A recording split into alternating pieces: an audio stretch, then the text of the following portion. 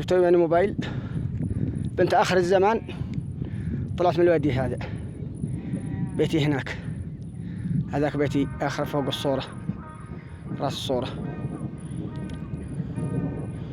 وهذا بيت مقلا ما طلع فيه القرية. هذا الشبكة هنا، الشبكة مع البيت هذا. شفت البيت هذا الشبكة معه، لكن ما طلع شيء، ما طلع شيء. أنا ذا الحين طلعت راس الجبل،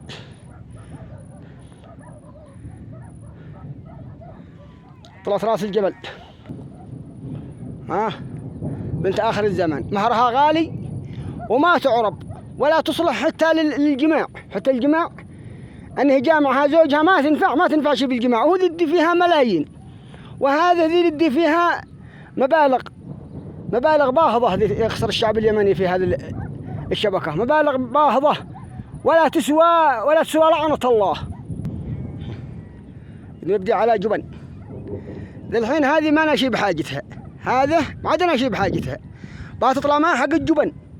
جبن بيننا وبينها أكثر من 60 كيلو. برويكم الأرض. هذا ما طلعت معي، اللي هنا ما جات. سبحان الله العظيم على جاهم. هذا الخريب قال خيلوا بعد.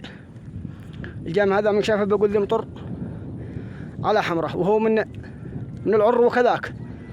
سبحان الله العظيم. كم عليت عن القرية وبرضه ما طلعت معي. هذا ما بعد طلعت معي لأن ما أنا شو قدامها. شوفوا البيوت هذيك عادها من خلفهن شوية، يعني ما طلعت معي. قريبة مني قريبة، بس ما طلعت. ما باقي إلا الكولة هذا مسدد عليها، هذه الكولة مسدد عليها تيا بس شوية، وعادها لسه ما طلعت معي. المطر وصلت. برويكم حق الجبن.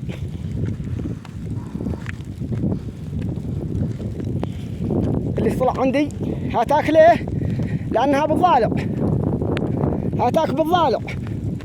أهل الضالع بيلعنوا أم يمن موبايل إذا ما طلعت عندهم وما قووها. هذا اللي عندنا حطوها للحد. يافع برضه بيلعنوا أمها إذا ما طلعت عندهم، بيفجروها.